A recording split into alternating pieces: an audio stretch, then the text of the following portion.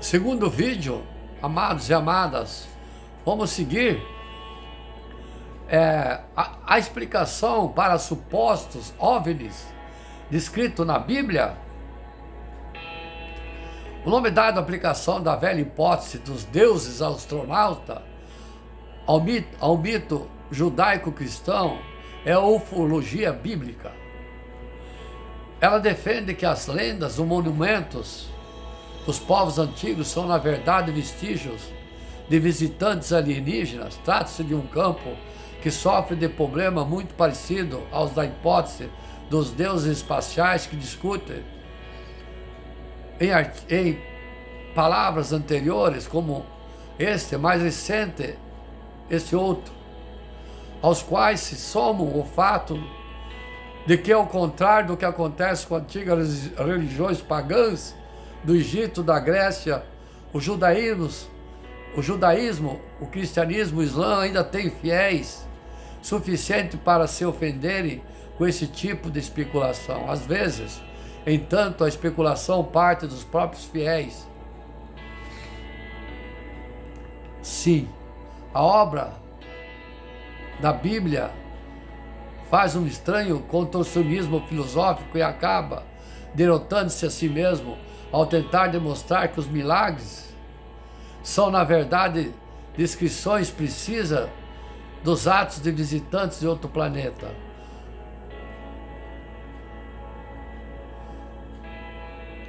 Sim, olhei e eis que um vento tempestuoso vinha do norte, uma grande nuvem com fogo revolvendo-se nela, e o esplendor ao redor, no meio dela, havia outra coisa, como uma cor de ambar que saía no meio do fogo, e no meio dela saía semelhante a 4 seres viventes.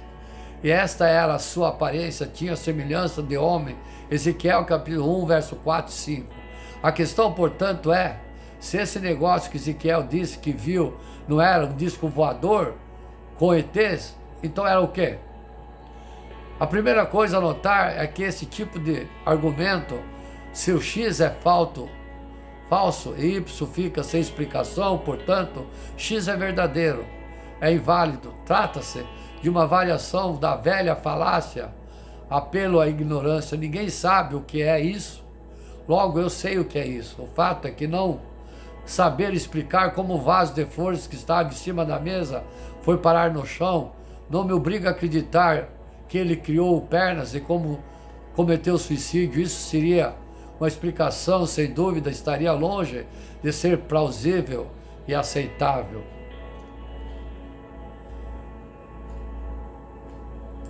Alienígenas do tempo antigo, né, amados e amadas? O que a Bíblia fala sobre a vida em outros planetas? A Bíblia não diz se existe ou não existe vida em outros planetas. Não há nenhuma referência à vida em outros planetas na Bíblia. O foco da Bíblia é a vida humana na Terra. A Bíblia fala sobre a vida na Terra, homens e animais, e sobre seres espirituais que não têm corpo físico. Esses seres são anjos e demônios, Hebreus capítulo 1, verso 14. A Bíblia não fala sobre outras criaturas em outros planetas. Os anjos não são, todos eles, espíritos ministradores enviados para servir aqueles que hão de herdar a salvação?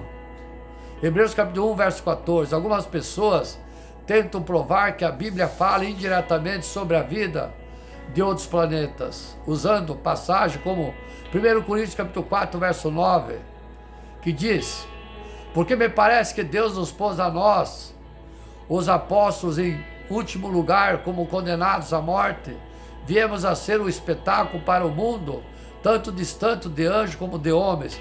1 Coríntios capítulo 4, verso 9. Nessa passagem, a palavra para o mundo é cosmos, que também pode significar o universo. Mas isso é apenas um reconhecimento de que o mundo é maior do que o nosso planeta. Não fala de extraterrestre. Na verdade, a passagem fala apenas de homens e anjos, não sobre outras criaturas.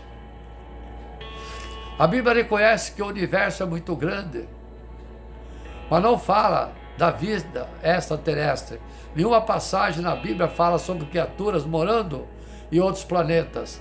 A maioria das passagens usadas para provar a existência da vida extraterrestre falam sobre anjos e a dimensão espiritual do mundo. Não podemos forçar a Bíblia a dizer o que não diz. Amém, amados e amadas? Pode existir vidas em outros planetas? A Bíblia não diz, mas é pouco provável que exista vida em outro planeta. A ciência ainda não conseguiu provar que é possível surgir vida de matéria morta sem a ajuda de um milagre. A Bíblia diz que a vida vem de Deus. Neemias, capítulo 9, verso 6, que diz: bendito seja o teu nome glorioso, a tua grandeza está acima de toda expressão e louvor. Só tu és o Senhor, fizeste o céu e os mais altos céus e tudo que há nele, a terra e tudo que nele existe, os mares e tudo que neles existe. Tu deste vida a todos os seres e os exércitos dos céus te adoram. Neemias capítulo 9, verso 6. Mesmo se a vida pode surgir naturalmente, as condições da Terra são muito especiais. Existem milhares de fatores que têm de estar perfeitamente sincronizados.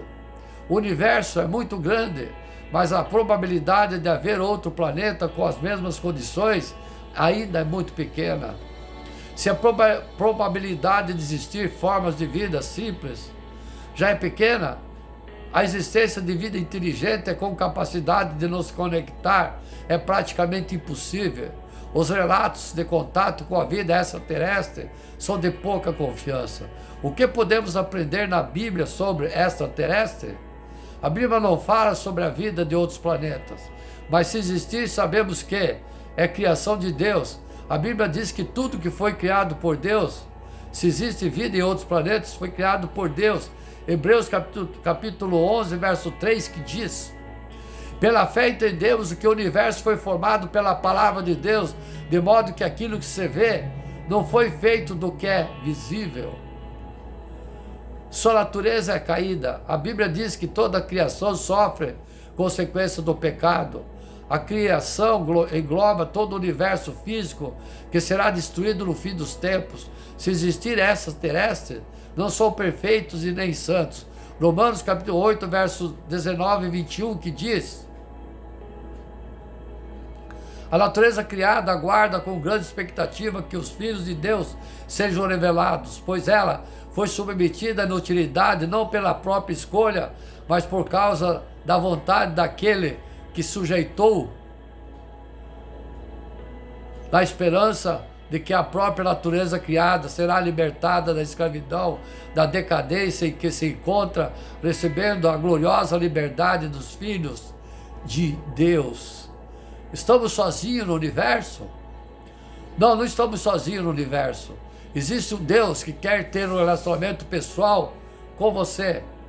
Ele não é um extraterrestre, é uma criatura de outro, ele não é extraterrestre, é uma criatura de outro planeta.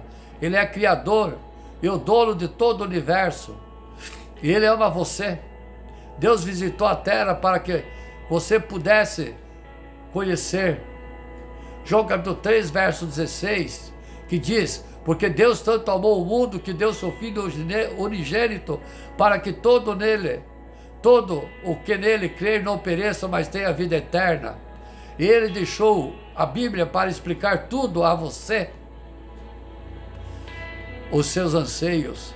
A Bíblia não nos dá resposta sobre a vida que existe em outro planeta, mas ela nos mostra a fonte de toda a vida, Deus. Salmo 36, verso 9, que diz: pois em ti está a fonte da vida, graças à tua luz vemos a luz. Amém, amados e amadas? Criacionismo, ciência bíblica e terra plana. A terra é redonda ou a terra é plana? Aparentemente, ainda há quem discuta se a década começou agora ou em 2021. temos lembrança, uma vaga lembrança de tratar desse problema, mas em termos de século XXI, em 2000 ou 2001. A resposta é bem simples, mesmo que o moderno calendário civil é baseado numa tentativa de um monge que viveu no século VI de calcular a data do nascimento de Jesus. A questão central, o ano em que Dionísio achou que Jesus tinha nascido, virou no ano 1 do calendário. Como não houve ano 0, a primeira década foi do ano 1 a 10, a segunda de 11 a 20, assim por diante até os dias de hoje. Logo, o primeiro ano da nova década será 2021. Mas se essas questões cronológicas amarradas a datas de religiões nos lembram de outra coisa, alguns dias depois do Natal, se consegue resgatar das profundezas do local? Sim. A partir daí, temos que ter a vida envolvida por mais especulações, segundo os responsáveis pela reedição 2006, que escolheu o outono porque o ano novo judaico é celebrado no outono. A data exata representa o primeiro domingo após o equinócio outonal do hemisfério norte.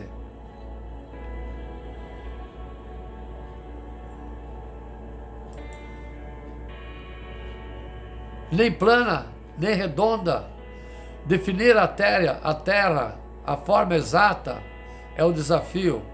O aperfeiçoamento constante dos métodos para construir a representação do nosso planeta aumenta a exatidão em mapeamento e medições. Sempre investimos em meios de conhecer melhor a forma da Terra. E durante muitos anos esse tema foi foco de debates e de elaboração de teorias. Desde a antiguidade, buscamos maneiras de melhor conhecer e representar o nosso planeta, possibilitando assim que o mapeamento e medição diversas pudessem ser feito com maior exatidão. Plana, redonda ou arredondada, foram muitos questionamentos e só com aprimoramento de técnicas cartográficas e o desenvolvimento tecnológico foi possível ir construindo uma melhor definição. Mas por que devemos conhecer tão bem a forma do nosso planeta? Conhecer tanto a forma como dimensão da Terra é fundamental para operações relacionadas ao posicionamento terrestre, a navegação, seja terrestre, marítima ou aérea, e a diferença de transformações de escalas e, portanto, para a elaboração de mapas com detalhamentos variados. Pequenas incertezas nessas determinações podem ser responsáveis por grandes erros. A forma e as dimensões do nosso planeta podem ser definidos com diferentes graus de exatidão. Até em meados do século XVII, considerava-se a Terra como uma esfera regular. Com as novas teorias físicas, foi possível qualificar melhor as forças gravitacionais por meio de medições realizadas em diferentes latitudes. Foram identificadas diferenças expressas entre raios geométricos do planeta. Até o século XVII, a Terra era considerada uma esfera regular. Hoje, o nosso planeta é representado fisicamente como um genoide, uma forma arredondada com superfície irregular. A figura matemática que mais se adapta a essa forma da Terra é o elipsoide, a esfera achatada nos polos. Foi o checkmate para o paradigma da Terra esférica. Quando se colocou essa questão, o valor constante do raio da Terra, chegou-se ao novo conceito de um elipsoide de revolução, achateado nos polos. O elipsoide de revolução, e ainda hoje a figura matemática que o geodesista, cientista dedicado a estudar, entre outras questões, a forma e dimensão da Terra. Considero que mais se adapta à verdadeira Terra, forma da nossa verdadeira Terra. Considero mais ainda se adapta à forma da Terra verdadeira. Ela é representada fisicamente como um genoide, que de forma simples pode ser definido como uma superfície fictícia determinada pelo prolongamento do nível médio dos mares sobre continentes. A superfície terrestre é irregular, com deformações, e seu formato está em constante modificação, consequência das ações erosivas dos vulcões, dos movimentos das placas tectônicas, dos eventos das chuvas, das ações do homem, etc. Para representar a superfície terrestre em um plano, é necessário que se adote uma superfície de referência que corresponda a uma figura matematicamente definida. Dependendo do propósito do mapeamento, a representação da Terra pode variar entre o plano tangente e a superfície terrestre, específico para a representação de pequenas áreas, como a propriedade, por exemplo, o elipsoide de revolução para representar áreas maiores, como um país, ou a esfera, para o caso das áreas maiores, como um continente, ou o próprio globo terrestre, quando na escala de representação utilizada os raios equatoriais e polar não apresentam diferença significativa. Apesar de tantas descobertas, os avanços científicos, a Terra permanece sendo alvo de muita curiosidade e continua a busca por desenvolver novos métodos de aperfeiçoamento da sua caracterização, e investimentos são direcionados para esse fim com o intuito de reduzir ainda mais as distorções na representação do planeta. É fato que estamos acertando cada vez mais no posicionamento das medições realizadas na superfície da Terra, mas queremos mais, muito mais ainda, sabermos se a Terra é plana ou é redonda. Será que a Bíblia ensina que a Terra é plana? A resposta da Bíblia: não. A Bíblia não ensina que a Terra é plana. A Bíblia não é um livro de ciências. Ao mesmo tempo, nada na Bíblia contradiz o que foi comprovado pela ciência. O que a Bíblia diz é confiável agora e para sempre. Salmo 111, verso 8. O que a Bíblia quer dizer com os quatro cantos da terra? Como explicar a ocasião em que Jesus foi tentado pelo diabo? O que a Bíblia quer dizer com os quatro cantos da terra? As expressões quatro cantos da terra, extremidades da terra, usadas na Bíblia, não devem ser entendidas ao pé da letra como se a terra fosse quadrada ou tivesse extremidades. Isaías capítulo 11, verso 12. Pelo visto, essas expressões são figuras de linguagem que se referem a toda a superfície da terra. A Bíblia usa os quatro pontos cardeais de forma parecida quando menciona que virão pessoas do leste, do oeste, do norte e do sul. Lucas capítulo 13, verso 29. O termo hebraico traduzido cantos ou extremidades aparentemente é uma expressão idiomática baseada na palavra asas. De acordo com uma enciclopédia bíblica, como a asa de um pássaro é usada para cobrir os seus filhotes, esse termo hebraico adquiriu o sentido de extremidade de qualquer coisa que fique estendida. A mesma obra de referência acrescenta que em Jó capítulo 37, verso 3, o termo significa litorais, limite ou extremidades da superfície da terra seca. Como explicar a ocasião em que Jesus foi tentado pelo diabo? Para tentar Jesus, o diabo levou a uma montanha extraordinariamente alta. Ele mostrou todos os reinos do mundo e a glória deles. Mateus capítulo 4, verso 8. Alguns afirmam que esse relato da Bíblia ensina que o mundo inteiro é visível a partir de um único local na terra plana. Mas a montanha extraordinariamente alta, nesse relato, parece ser uma metáfora Ou seja, não era uma montanha de verdade no local físico. Não existe uma montanha literal na terra onde se pode ver todos os reinos do mundo. O diabo mostrou a Jesus não apenas todos os reinos, mas também a glória deles. Esse detalhe não poderia ser visto de uma grande distância. Então parece que o diabo usou alguns tipos de visão para mostrá-los a Jesus. Talvez tenha sido como uma pessoa que usa um projetor e uma tela para mostrar a alguém as fotos de vários lugares da terra. Em Lucas capítulo 4, verso 5, diz que o diabo mostrou a Jesus todos os reinos da terra habitada no instante, algo que não seria possível para a visão humana limitada. Isso indica que o diabo apresentou essas tentações a Jesus de alguma outra maneira, em vez de usar apenas a visão humana literal. Amém? Vocês viram que o diabo também tem os seus poderes. O cristão e a teoria da terra plana. Hoje em dia, estou aqui comentando no mundo que a terra é plana. O espaço reservado para as pastorais é levado muito a sério nas igrejas.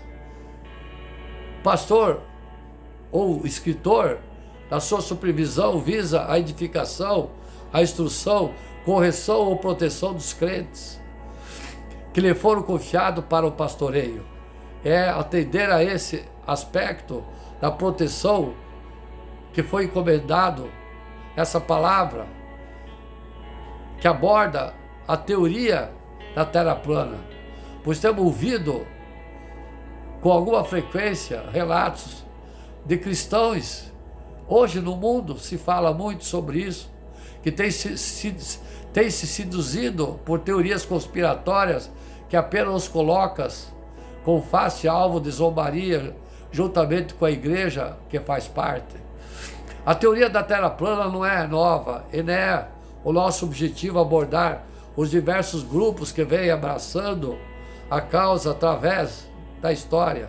Todavia, esses últimos 2 anos, ela tem sido mais notada, principalmente por causa da popularização das mídias sociais, como o Facebook, o YouTube. Uma análise simples do conteúdo que tem sido divulgado na internet mostra o debate sobre a terra plana. Tem 3 modalidades: a didática acadêmica, professores que desejam estimular seus estudantes, questionam propositadamente as verdades triviais e assim fazem com que os alunos trabalhem conceitos complexos para desconstruir a falácia científica. E do humor deboche, as áreas científicas é fértil para a elaboração da falácia, que gera o humor e descontração, e por fim a conspiratória busca corrigir supostos erros científicos que temos cometidos de nos livrar da manipulação da organização poderosa. Esse é o primeiro erro que os crentes podem cometer: falhar em discriminar as três modalidades e abraçar e defender como verdade os ensinos que vêm muitas vezes de boatos infundados, ou pior, piada científica. Geralmente o próximo passo dos inimigos do evangelho para desmoralizar e atacar a fé dos crentes é dizer que o crente que crê na ressurreição de Cristo é o mesmo que crê na terra plana, exercendo pouco ou nenhum escrutínio intelectual. A estratégia da antiga é antiga e perspicaz. No final do século XIX, dois ateístas, céticos, ateístas, não acreditam em Deus, são ateus, criaram uma tese, um conflito de que o cristianismo retardaria o progresso da ciência por meio da disseminação do mito de que a igreja acredita que a terra é plana. Eles sugeriram que a igreja poderia se redimir do seu pressuposto erro, acolhendo que a terra não é plana. Esse complô foi muito bem sucedido, não apenas para contaminar a igreja com o evolucionismo, como por também criar falsas percepções de que a igreja realmente acredita que a terra é plana, quando a disputa do heliocentrismo com o geocentrismo se deu. Muitas pessoas assumem hoje que todos pensavam que a terra era plana até o tempo de São Cristóvão, até o tempo de Cristóvão Colombo. Isso é um mito. O debate na época era que Colombo não contemplava o formato da terra, mas o seu tamanho. Os muçulmanos haviam bloqueado as rotas comerciais terrestres para o Extremo Oriente. Logo todos perceberam que viajar para a Ásia navegando para o oeste da Europa era possível alternativa, mas era comercialmente viável. Colombo propôs uma viagem de alguns meses sobre águas abertas e exploradas, sabendo que para os navios utilizados na época não era aconselhável navegar mais do que alguns dias fora da vista da terra. Tudo foi ousado e perigoso. Sim, tudo foi questionado. A sombra da terra durante o eclipse lunar. A primeira discussão registrada a respeito de uma terra esférica é de Pitágoras. No século IV a.C., Pitágoras entendeu corretamente que causa de eclipse lunar é o fato a sombra da terra se projetar sobre a lua. Isso acontece somente quando a lua é oposta ao sol em nosso céu, o que coincide com a lua cheia. A sombra da terra é maior do que a lua, de modo que não podemos ver toda a sombra ao mesmo tempo. No entanto, durante o eclipse lunar, vemos a sombra da terra se aproximando da lua. Como a periferia da sombra da terra sempre é uma porção de círculos, é mais lógico que a sombra completa da terra deve ser um círculo. Se a terra fosse plana e redonda, somente um círculo poderia aparecer, sugere os terraplanistas. Poderia projetar uma sombra circular, mas apenas para eclipse lunar que ocorre à meia-noite. Para um eclipse lunar, ao nascer ou pôr do sol, a sombra da terra seria um eclipse, uma linha ou um retângulo, dependendo da espessura do disco comparado ao seu diâmetro, caso a terra fosse plana. No entanto, a sombra da terra durante o eclipse lunar é sempre um círculo, independente da hora da noite em que ela ocorra. A única forma que consistentemente tem uma sombra circular independente da sua orientação é uma esfera. Aliás, o próximo eclipse lunar em São Paulo ocorrerá no dia 28 de julho de 2018. Ocorreu. A visibilidade da estrela, curvatura da Terra no sentido norte-sul. Outro argumento envolve as estrelas são visíveis na parte norte e sul do céu. A estrela do norte, também conhecida como Polaris, encontra-se dentro de um grau de um polo celeste norte, a direção do espaço qual a rotação da Terra aponta. À medida que a Terra gira, a cada dia as estrelas, o Sol, a Lua, parecem girar em torno do polo celestial norte, de modo que esse polo celestial permanece fixo no céu. Alguns fotógrafos, sabendo disso, fazem maravilhosas fotos usando a técnica de longa exposição, cujos resultados são inúmeras linhas circulares que revelam o caminho das estrelas ao ponto de vista da Terra. A posição da estrela norte é visivelmente mais alta no céu para observadores nos locais mais ao norte do que ao sul, nos locais do sul. Logo, a estrela norte é muito maior no céu do norte do que os Estados Unidos e no Canadá. do que no sul dos Estados Unidos, mais próximo da linha do Equador, assim como o estado da Flórida. Isso só pode acontecer se o movimento norte-sul estiver ao longo de um arco, ou seja, de um planeta esférico. Esse fato ainda é mais realçado por outras considerações. Há uma região ao redor da estrela norte em que as estrelas se levantam ou se estabelecem, mas que em vez disso apresentam-se continuamente em círculo em torno do polo celestial norte. Chamamos essa estrela de circumpolares, e que significa ao redor do polo. As regiões das estrelas circumpolares é vista como modo mais amplo da região norte, quando comparado com os locais ao sul do planeta. Do mesmo modo, há uma região circumpolar do sul. A região circumpolar do norte é onde as estrelas são sempre visíveis para quem mora no norte da linha do Equador. É muito grande. É a região circumpolar sul, cujas estrelas são visíveis, nunca são visíveis para quem mora no norte da linha do Equador. Também é grande, como se sabe. A curvatura da Terra no sentido leste e oeste. A Terra não é curvada apenas no sentido norte-sul, mas também no sentido leste-oeste, o que é muito importante para supormos a sua forma esférica.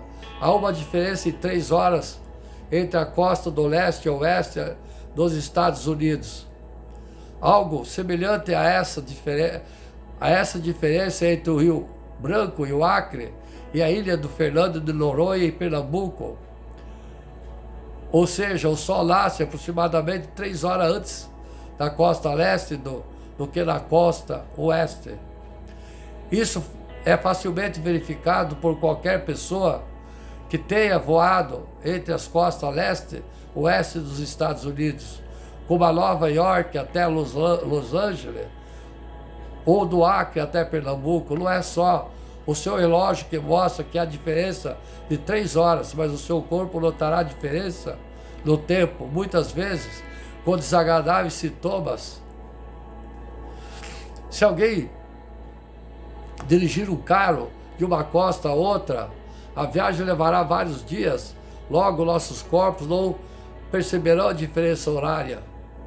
No entanto, nossos relógios revelam que o tempo mudou. Transportes rápidos, como aviões, não eram possíveis na antiguidade, mas os antigos podiam ver a diferença horária de uma maneira diferente por meio do eclipse lunar.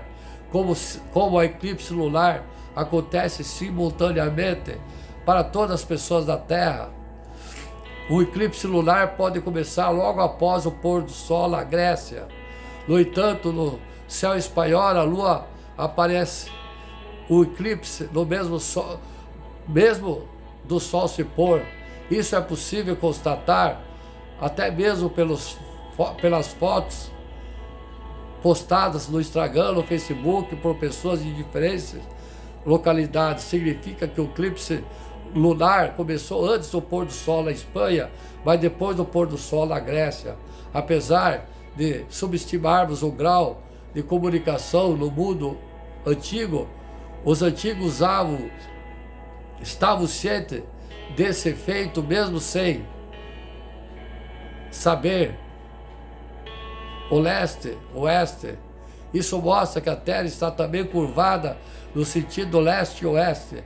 Se a Terra, portanto, é curva, tanto no sentido norte-sul como sul-oeste, sua forma mais provável é, obviamente, uma esfera.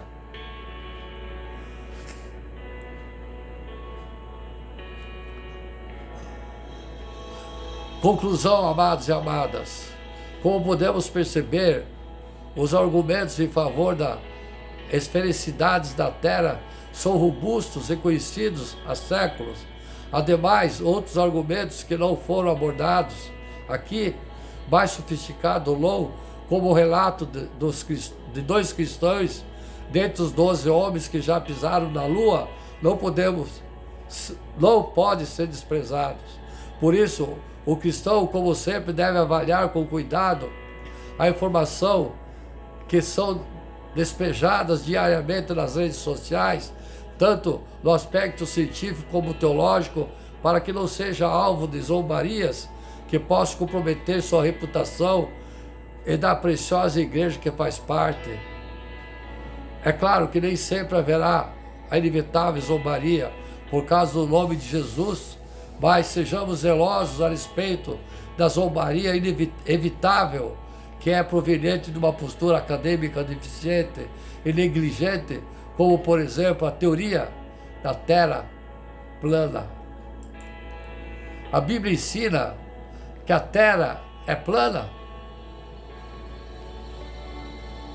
Muitos céticos afirmam que a Bíblia descreve uma Terra plana, citam-se referências bíblicas como Apocalipse capítulo 7, verso 1, que diz: depois disso vi 4 anjos em pé nos 4 cantos da terra, segurando os 4 ventos da terra, para que nenhum vento soprasse sobre a terra, nem sobre o mar, nem sobre árvore alguma.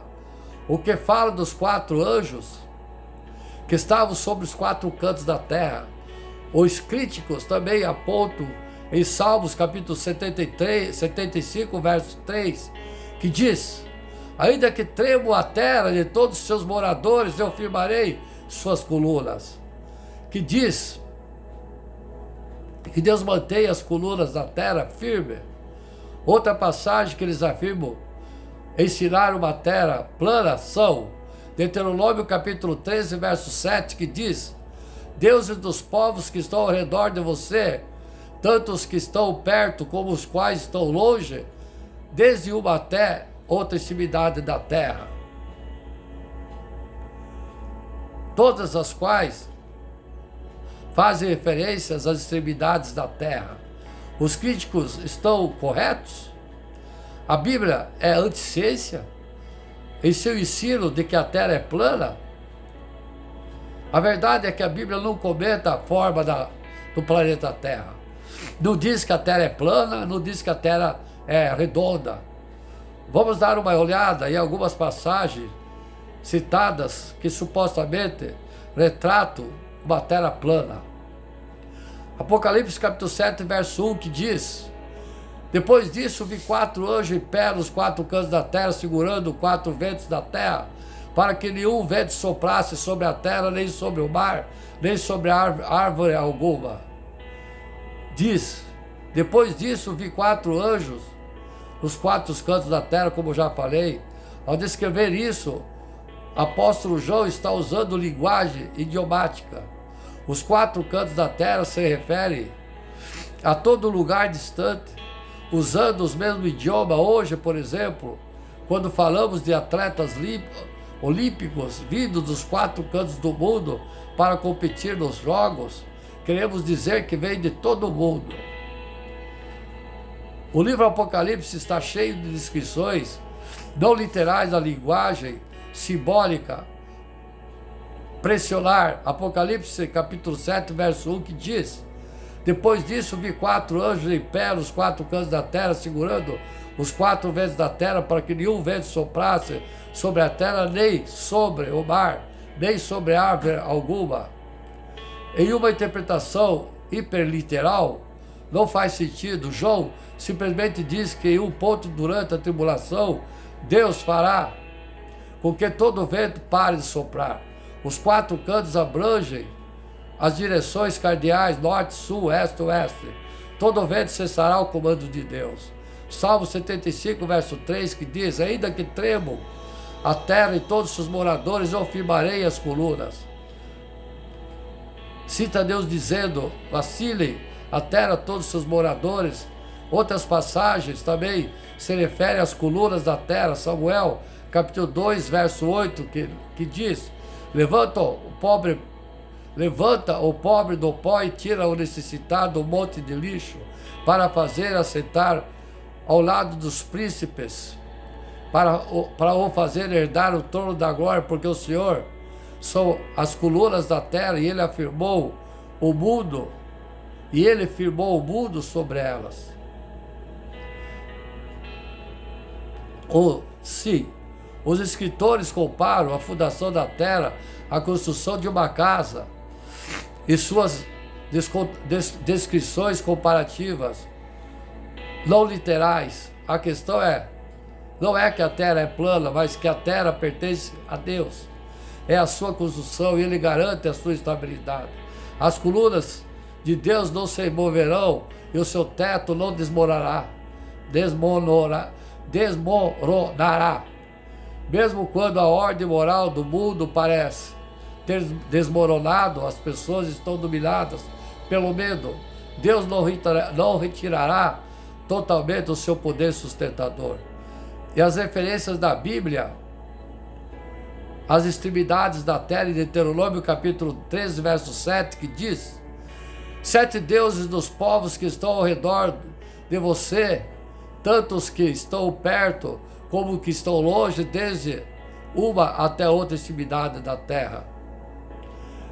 Em outras passagens, será que uma referência às extremidades da terra ensina que a terra tem uma borda e, portanto, é plana? Deuteronômio capítulo 13, verso 7, que diz: 7 deuses dos povos que estão ao redor de você, tanto os que estão perto como os quais estão longe, desde uma até outra extremidade da terra. Como representando de todas as passagens, aqui Moisés adverte o povo sobre os deuses dos povos que estão em redor de vós, perto ou longe de ti, desde uma extremidade a outra da terra até outras extremidades. Algumas coisas podem ser ditas sobre a frase das extremidades da terra para mostrar que ela não se refere à terra plana. Primeiro, essa frase, como os 4 cantos da terra, é idiomática. Não esperamos que as pessoas nos levem ao pé da letra quando falamos que a pimenta nos olhos dos outros é fresco. Nem devemos forçar a interpretação literal sobre os confins da terra, quando os escritores bíblicos falam dos confins da terra, que eles estão simplesmente se referindo aos mais distantes dos confins do mundo. Em segundo lugar, a frase os confins da terra às vezes se refere a pessoas, não à terra. Por exemplo, Salmo 67, verso 7, que diz que Deus nos abençoe a todos os confins da terra o temerão. Nesse versículo, as extremidades da terra fazem referência às pessoas que habitam em lugares remotos e distantes. Obviamente, nesse contexto, a frase é metáfora e não pode ser usada para descrever a terra como tendo uma borda física. A mesma frase usada em outros lugares também deve ser considerada figurativa. A Bíblia não ensina que a terra é plana. A referência da terra na Bíblia, muitas vezes, não são referências da terra planetária, mas para uma porção de terra seca limitada por água. Por exemplo, em Gênesis capítulo 1, verso 10, diz: e chamou Deus a porção da seca terra, ao ajuntamento das águas chamou os mares. Terra é mencionada como distinta de mares, e não pode se referir à terra como planeta. A mesma palavra hebraica para a terra é usada em Deuteronômio, capítulo 13, verso 7, que diz: 7 deuses dos povos que estão ao redor de você, tanto os que estão por perto como os que estão longe, desde uma até outra extremidade da terra. E nas outras passagens que nós estamos, embora a Bíblia não ensine que a terra é plana, a Bíblia também não ensina explicitamente que a terra é esférica. Algumas passagens permitem que a terra esférica, como Jó, capítulo 26, verso 7. De qualquer forma, a Bíblia está longe de afirmar uma compreensão ingênua ou não científica da terra do sistema solar. Simplesmente não há base para a acusação de que a terra acusação de que a Bíblia ensina que a terra é plana. A passagem que parece apresentar uma terra plana pode ser explicada quando compreendidas corretamente. Amém? Vamos seguir no terceiro e último capítulo essa pregação. Amém?